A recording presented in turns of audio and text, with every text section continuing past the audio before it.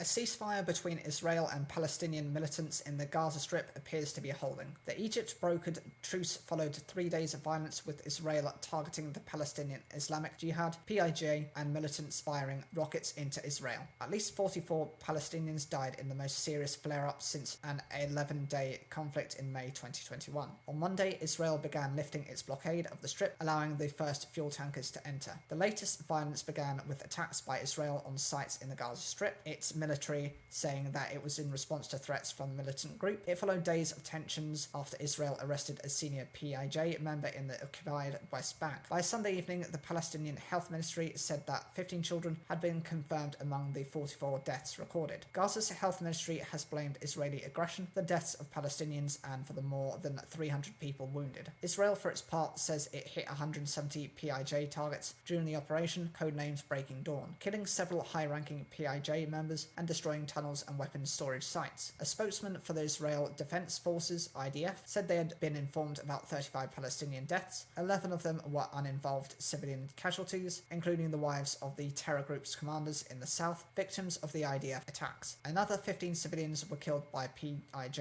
fire. Jen Kojab said 1,100 projectiles were fired from the Gaza Strip during the flare-up, with 200 landing inside Gaza. He said more Palestinians had died from those rockets that had exploded inside the Strip than from IDF fire, and added that Israel would investigate the deaths of civilians, including children. No Israeli casualties have been reported, with the exception of a few people lightly injured from debris on Saturday. The ceasefire was mediated by Egypt, which has acted as an intermediary between Israel and Gaza in the past. But as it came into effect late on Sunday, the Israeli military confirmed it was striking Palestinian Islamic Jihad targets in Gaza in response to rockets fired just before. Israeli media also reported some isolated rocket fire from Gaza in the minutes after the deadline. US and United Nations leaders urged both sides to continue to observe the ceasefire. In a statement, US President Joe Biden praised the truce and called on all parties to fully implement it and to ensure fuel and humanitarian supplies are flowing into Gaza. He also urged that reports of civilian casualties should be investigated in a timely manner.